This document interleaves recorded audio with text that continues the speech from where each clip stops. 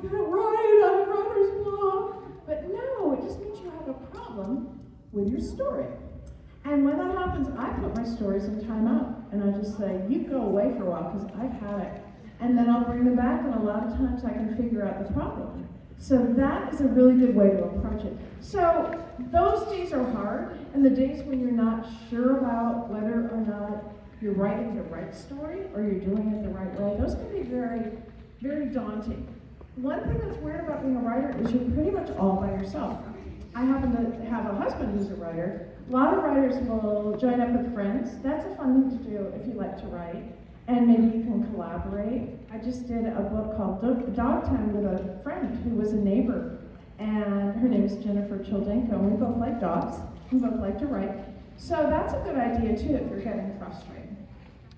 Oh, but I meant to tell you, the reason there's no writer's block is because you are not allowed to have student block, and you are not allowed to have mom block. And that is why we have to stop saying that we have writer's block, because at the end of the day, you know, life is always about some problems. Okay. When did you start writing?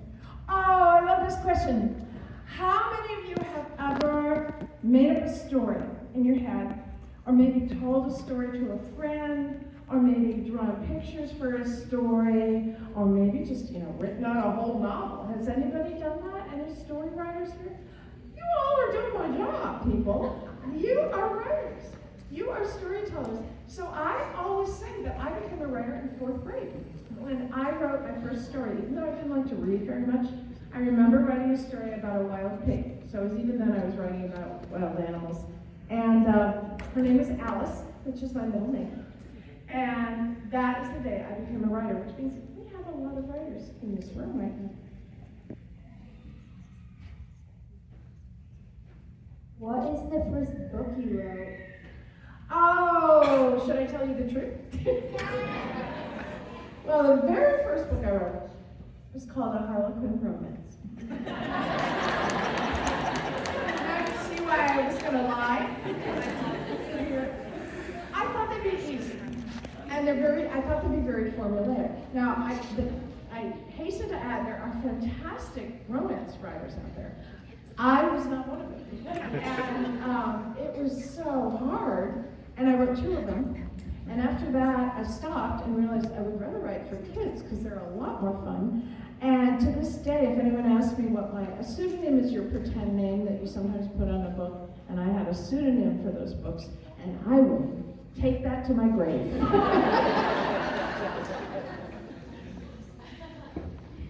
So clearly, books are far superior than movies and TV. However, how did you feel about the movie adaptation of The One and Only Island? And follow-up to that, are there any more adaptations coming your way?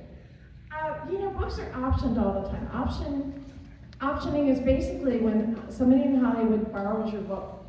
And so Netflix has had Wishtree off and on forever, and they keep not being able to figure out how to show a talking tree.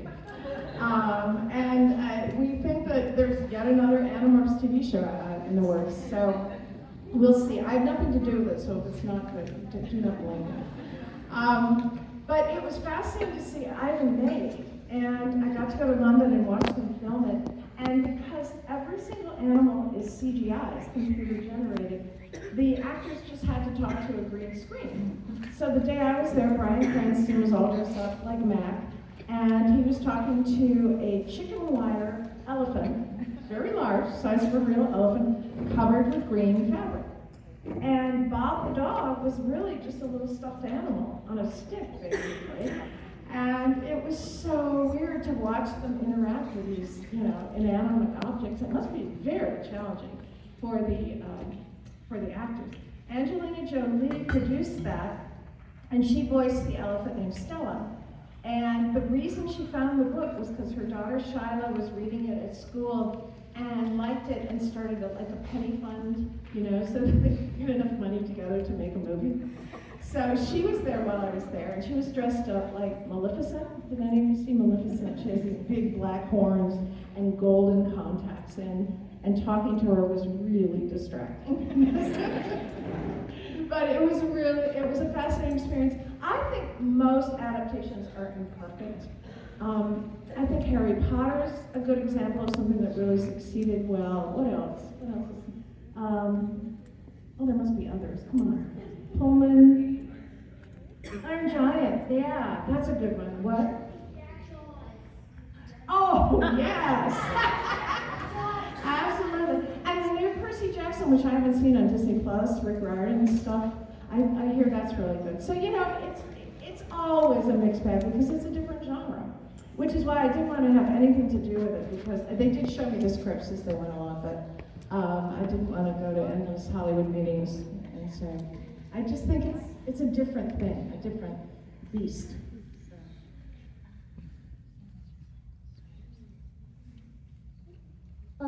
When did you start being a writer? Oh, that's such a good question. When did I start being a writer? Well, I told you I started writing stories when I was about 9, and then I got a degree in English, which is a very good idea, except that then I became the world's worst waitress, which is not a great idea, because, and you know why? Because I told you I was chicken, because I thought, oh, if I write and people laugh at me, that's going to be so embarrassing. Was that a good way to handle it? No.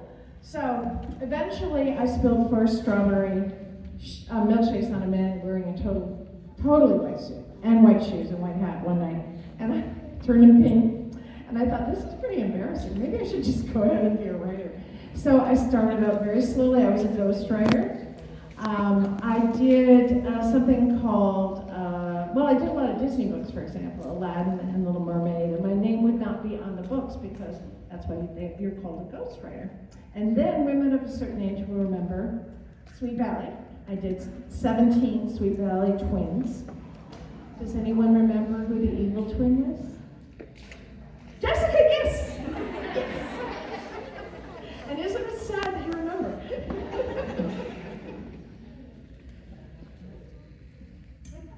Why did you write The One and Only Family?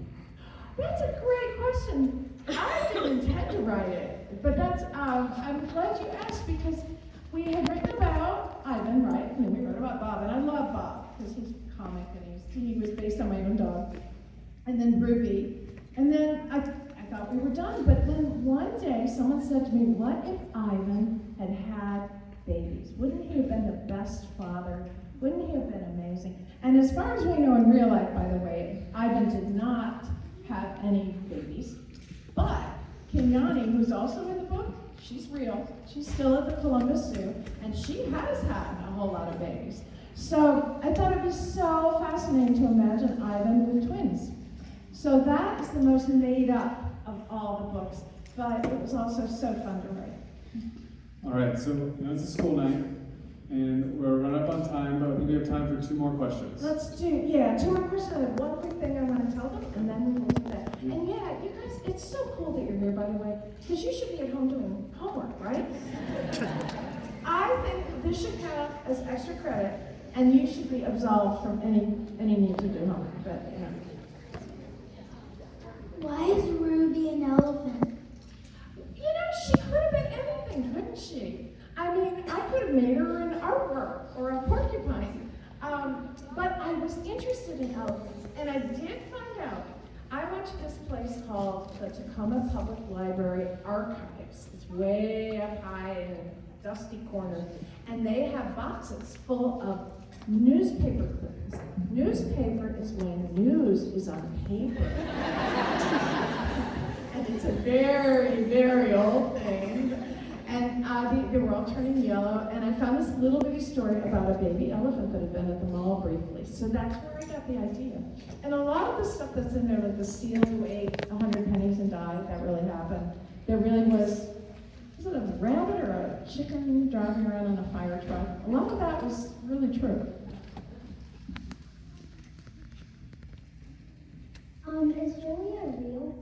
Oh, that's a cool question too, because my daughter Julia, who's now in her 20s, when I was writing that she was 10, she wanted to be in a book. So if you open up the book, there is something that says, "For Julia." That's called a dedication.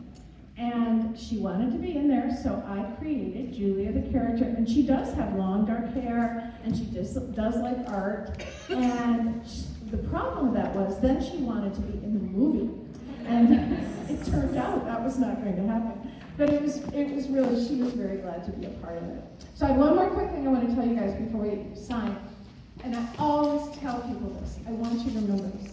I know so many creative people, people who make movies and music and art, and they write, and you know what?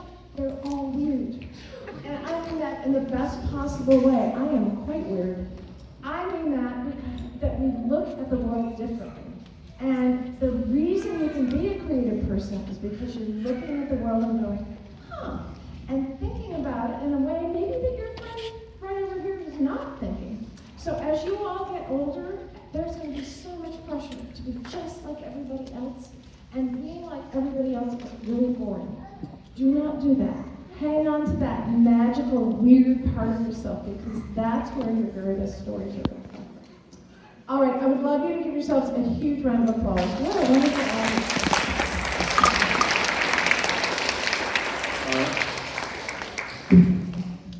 Thank you. One more round of applause for fantastic. Okay.